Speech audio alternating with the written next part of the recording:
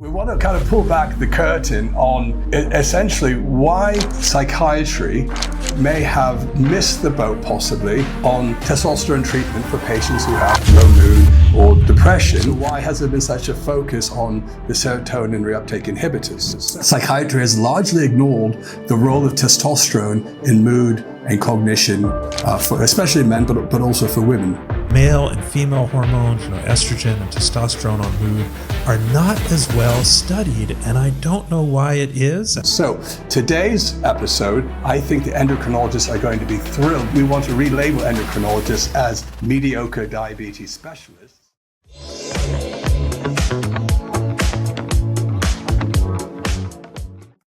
All right, so welcome to Balance My Hormones, where we ask tough questions that others in medicine don't want to ask.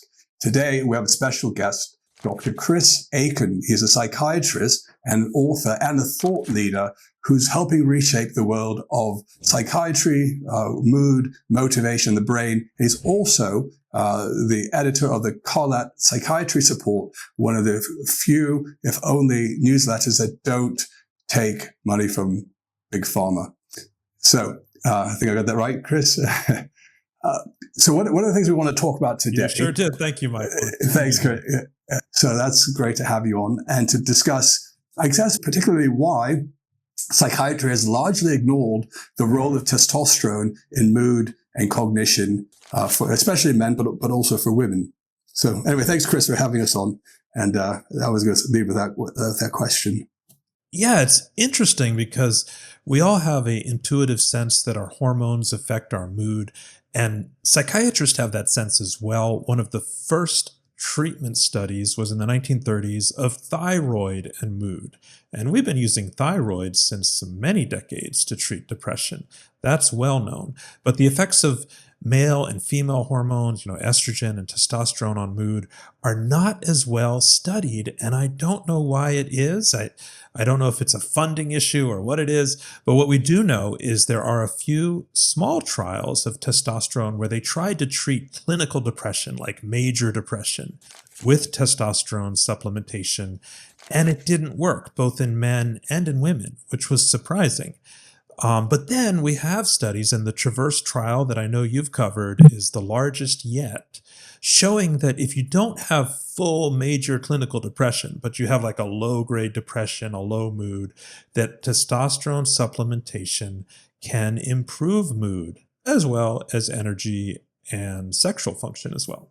And that's what we find with our patients. So that's really good segue into the major depressive disorder, which there are men that will come to our clinic who may have suffered different degrees of depression and eventually think that testosterone is the answer. And for many men, it really was the missing piece of all of it. And some of them have weaned off their SSRI treatments, which is somewhat standard for GPs to prescribe on the NHS. And others, continue to struggle. I think they say depression, you don't never really fully get over it, but you kind of manage it. But one of the areas is that, even with testosterone in some patients, I think you can still experience issues of depression. So that makes perfect sense if it was, I guess it was a monotherapy, that the study that you're referring to, not the Traverse, but when you said they did study testosterone in psychiatry, that it was the only modality in that mix? I think it was. I'll double check that. Another thing where testosterone kind of indirectly comes into play here is that testosterone tends to go down in the wintertime. And we all know there's a big effect of wintertime on depression, particularly if you live in the northern latitudes like the UK and in the Northeast America. And there are studies showing that light box not only treats depression, but can raise testosterone and improve sexual functioning. Well, that's interesting. I wasn't aware of that. So you kind of taught us something about testosterone treatment. So, Chris, you listen to enough. You listen to enough music, you get this sense that everybody's having higher sex drive in the springtime, and there's some truth to that. The sunlight does bring out a lot of increased sexuality, which might be related to testosterone in some ways. Do you think it might also be due to dopamine, the sunlight? We get a good exposure of sunlight, I mean, unless you're like the Carl Tucker said it that certainly affects that. Yeah, that claims he puts sunlight on his testes, on the scrotum. That seems to, for some men, boost testosterone, at least in the. Oh, interesting. I don't know anything about that. Yeah, we use a lot of light therapy. So you sit under a light box over your head is a different thing. I don't know about that. I was just joking. There was, I think a couple of years ago, there was the Tucker Carlson when he was on the Fox News would make some comments about, shining, his private, his bits on, in some sort of special light or sunlight or the red light. But in reality, I think some of these things that might slightly boost one's natural testosterone might be short-lived. We did a segment on certain supplements that might boost it, but really the only modality, the only treatment that we find that really boosts it is TRT with possibly HCG, and then sometimes and clomiphene, SERM can do that, but it has its own particular issues. Well, so sometimes I quote studies too much. So let me just be really clear to your audience of what I think is going on here. If you look at all this data, testosterone seems to have a role for low mood in older men as their testosterone is declining, but not as much a role in severe depression. But look what's happening in the world that you alluded to. We're giving everybody with low mood SSRIs, and they don't even have clinical depression. So one possible answer to your question is that scientific doctors, researchers getting NIH research funding and all that are always interested in the severe cases. So they're not finding much use for testosterone in the severe cases. But practicing doctors are always seeing people with mild cases. And I think there is some overuse of the antidepressants in mild depression. And this is an area where men with mild depression can use testosterone. Oh, that's good. I mean, it's good to hear some positive feedback from psychiatry finally, because I think we always thought it was a good fit, because whilst testosterone does have, especially metabolic enhancements, and I think that's where some of our patients can get caught up, because you'll get some patients on testosterone treatment and they'll have decreased body fat to a certain degree, especially decreased visceral fat.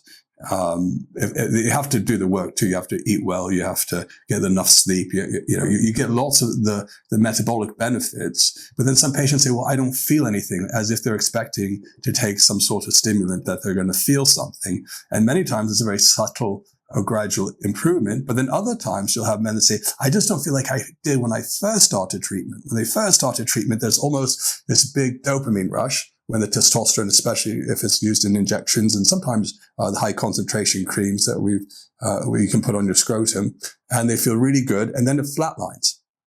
And we think there might be some other factors, but it doesn't mean that testosterone is not working. We think the other factors may have to do potentially with the dopamine. Yes, that I don't know about. I don't know as much about the connection of testosterone to dopamine. And it can go both ways, testosterone and mental health. It can also worsen aggression, irritability, but it can certainly improve sex drive. Medically, you can see benefits in anemia and bone mineral density and even glycemic control if you're at risk for diabetes. But there are some medical risks too with testosterone, and that TRAVERSE trial, which the FDA ordered because they thought testosterone was being so overused in people who didn't need it, that the FDA is like, you got to do some safety testing. And it was surprising. I think everyone was surprised to see the reassuring data from the TRAVERSE trial, particularly with cardiac health. So overall, I think today we think of testosterone as safer than we thought of 10 years ago, but there still are some medical risks that people need to review before considering it. Absolutely, and it's something that we take our patients through. But it's we weren't surprised at all when the TRAVERSE study came out favorably. We've known for years, we've seen it in thousands of patients, the quality of life improvement.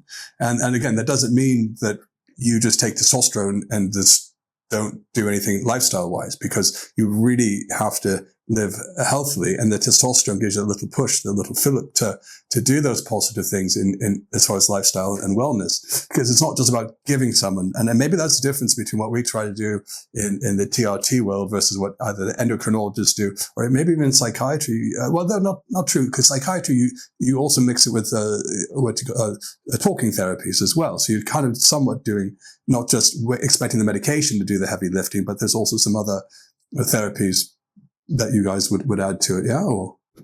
Yeah, well, if we're doing a good job, I mean, there's a lot of evidence that we're not doing that enough. So you're absolutely right. But if we're doing it right, we're mixing it with lifestyle. Yep. So with testosterone, we're going to segue into the next section of what we want to talk about, which is something that you really have some level of expertise in. A lot of psychiatrists aren't talking about it either because they're too afraid that, we don't want someone to feel too good, or I'm not really sure what maybe some of the impulse control disorders that happened in the past when people had restless leg syndrome.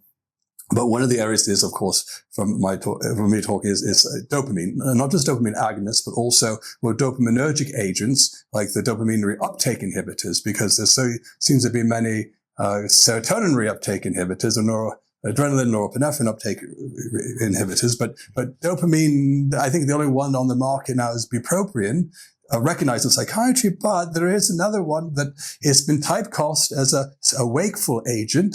And that would be modafinil. Also, another one that's new to the market is with Sunosi. Sunosi is another one that's, well, that's a bit stronger on the norepinephrine side of things. But because they've been, I call typecast into one role, they don't get to be looked at maybe on a more regular basis. But bupropion has been, I guess, shown for anything from seasonal depressive disorder to depression. So why don't we talk about the reuptake inhibitors first and how they work, and then we can move into I guess the big guns, the dopamine agonists. Or did I frame that wrongly? I don't know. Yes, and I'll start by saying you framed it really well. And I'll start by saying that when we talk about dopamine, for most people think, I want more dopamine. But it's really, where is that dopamine? You get too much dopamine in your D2 receptors, you're going to get psychotic. You get too much dopamine in some areas, you'll get tired. So not all dopamine does what you want it to. It depends what part of the brain we're talking about, the architecture. And then, like you said, there's also different mechanisms. You can inhibit the reuptake, and that causes there to be more in the cellular space. Or you can just get something that's kind of like a mimic, like it's going to mimic the effect of a dopamine on the dopamine receptor. That's called an agonist, and that's going right to the receptor, mimicking the effects. So those are our agonists. And you're right, bupropion, Wellbutrin, inhibits the reuptake of dopamine. That makes it a unique antidepressant. Many people think it ought to be the most prescribed antidepressant. I mean, there's no weight gain, a little bit of weight loss. It improves sexual functioning. It doesn't harm it. There's very mild or no withdrawal problems, where some of the others can have some serious withdrawal problems. So why aren't we given that first line? And I'll give you the history there, is that when it first came out, this is in 1985, they were dosing it at 600 milligrams, which is double the dose we use today. And there were a lot of seizures, and doctors got afraid to use it. And then it came off the market. When you're a doctor and the medication has been taken off the market by the FDA, you don't really want to go there again. You've been burned, you don't want to be the doctor prescribing it. So it came back on the market. But by that time, we already had Prozac, fluoxetine, which became the big seller because nobody knew about the withdrawal problems, because people were only on it for like 6 months or a year at that time. It wasn't like this big problem. We didn't even know about the sexual side effects. So if we knew what we knew now, which now we know, with the lower dosing and the controlled release mechanism of the new bupropion Wellbutrin products, it has lower seizure risk than most antidepressants. And now we know all the problems with the SSRIs. But unfortunately, medical practice can sometimes follow the habits of history and doing what other people are doing. So that's where we've gotten stuck in this routine of using these serotonin meds, when over time we've seen more problems with the serotonin meds and fewer problems with the bupropion. We might want to think about reconsidering where we start. Well, and what's so shocking is it's really the only one in its class as an antidepressant, unless you were to use the other ones off label. And yet, big pharma's continuously, putting out some Me Too products for SSRIs, but never anything on the dopaminergic side. I know, I think it's Bristol Myers Squibb was looking at brasfenazine, that was going to be for Parkinson's. Not sure why it wasn't released. The side effects weren't too much, but it may have been a dose issue. We know there's tensorfenazine, which is a triple monoamine uptake inhibitor that I think personally is too strong on the serotonin side, but some Mexican pharmaceutical companies developing it for weight loss. So again, these all get typecast into their indications, but then you guys in psychiatry, you're not able to potentially prescribe it for psychiatric issues if it's now for weight loss, potentially, unless you were to take a leap of faith and prescribe it for something in psychiatry like depression. So I don't know why is the FDA more difficult in approving a dopamine reuptake inhibitor. Obviously, cocaine is a dopamine reuptake inhibitor as well as a releaser, right? But we're not talking about that. We're talking about medications for helping people. No. Yeah, and so you bring up a good point, because not all dopamine meds are abusable or addictive. Cocaine certainly is. Pramipexole, which is the best dopamine agonist for depression, has no addictive potential. They've tested it in cocaine users. No one's ever gotten addicted to it.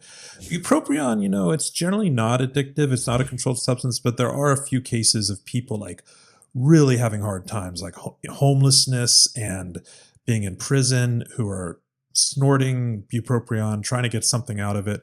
So it's rarely can be misused.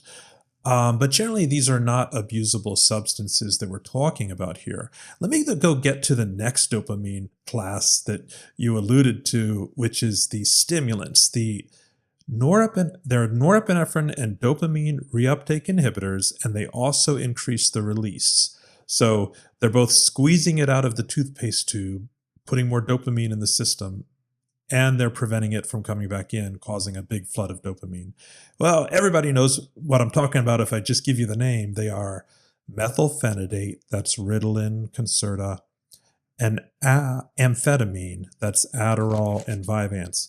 When these came out in the 1950s and 60s, they were classified as antidepressants. So let's go back in time. If you met someone, they said, my doc gave me an antidepressant, it would have been amphetamine. It would not have been a real antidepressant.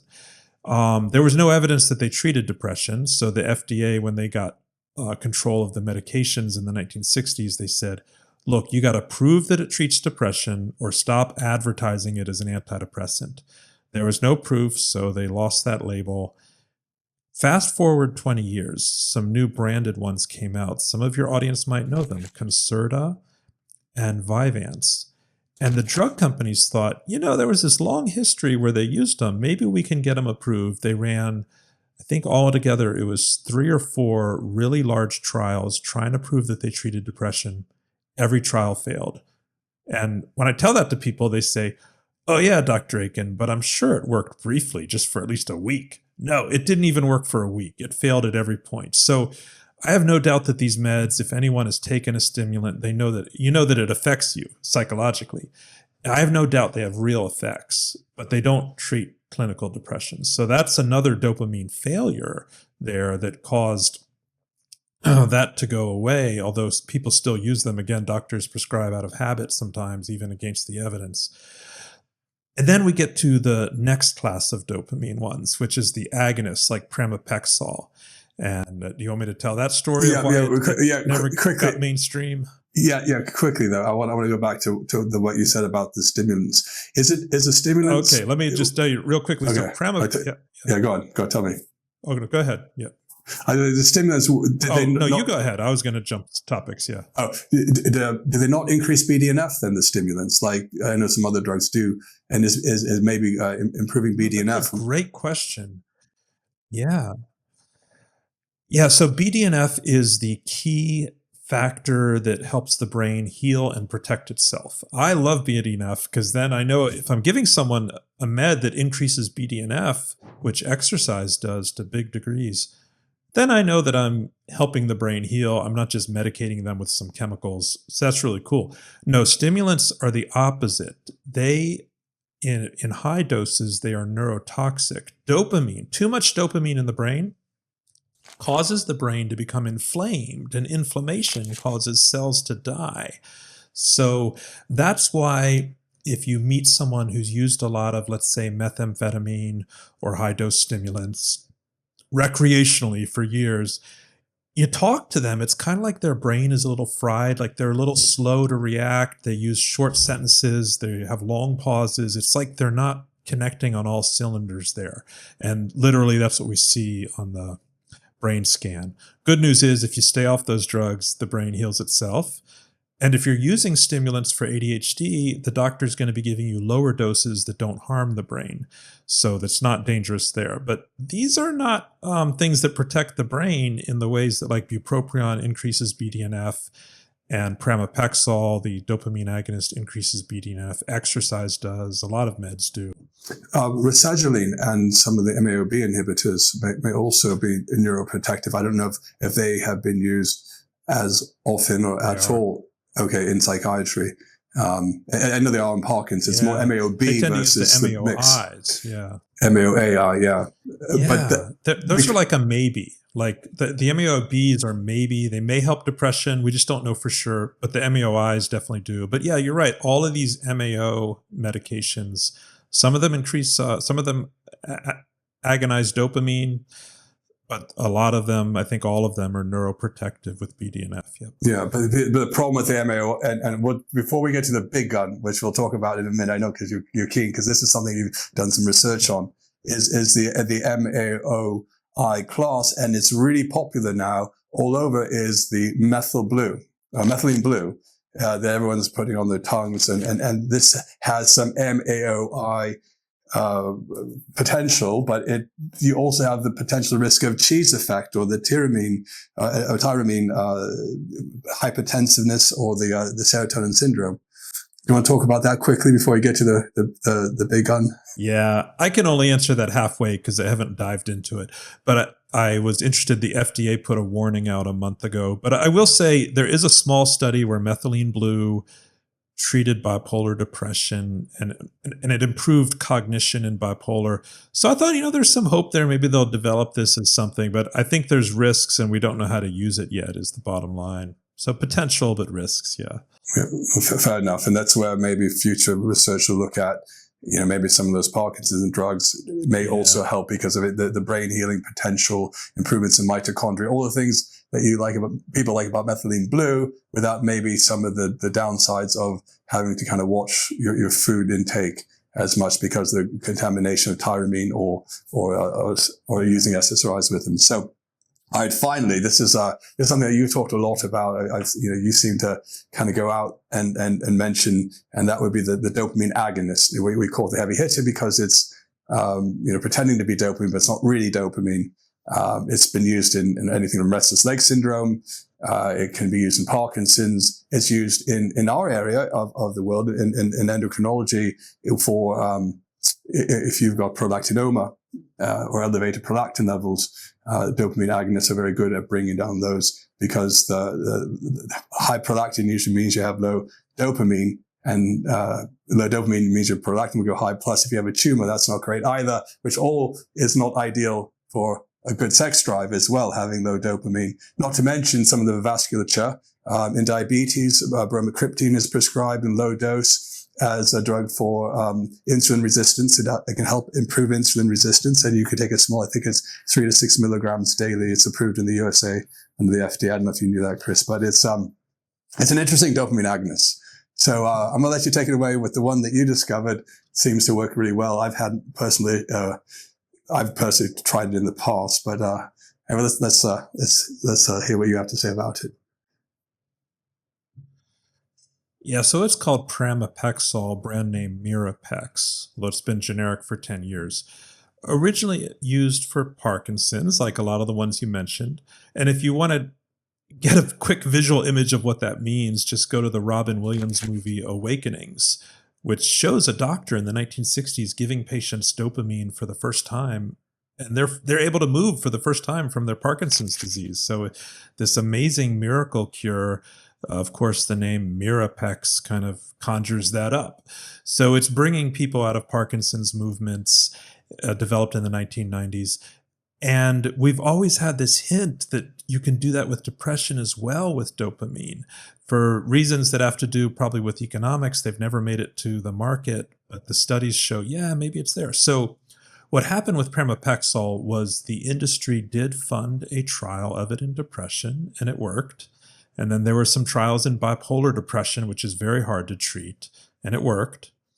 And a group of some top psychiatrists got together with the industry in the mid-2000s and said, you really need to get this approved for depression. This is very effective, unique mechanism. And the industry said, yes, but it's about to go generic in 2 years, so we're not going to make any money off it, so we have to drop it.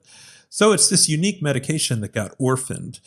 And meanwhile, many of the top psychiatrists in America have written papers on it, as well as in Italy, where they're suggesting they use it in a lot of their treatment-resistant cases, because they write these papers where they'll describe patients who failed ECT, electroconvulsive therapy. They failed to respond to 5 antidepressants or 10. I think one of them, the average was 8 antidepressants. So these people are not responding to anything, and they're getting a good 70% of them to respond to Pramipexole. That's unusual because in our field, we all see a lot of people who've not responded to maybe 3, 5, 8 meds. It's not uncommon as specialists. And I tell you something, Michael, there are close to 0 studies of what to do for them. Very few studies will actually tell us this is what works when nothing else works. And so Pramipexole is one where we have a hint that it can work where nothing else works.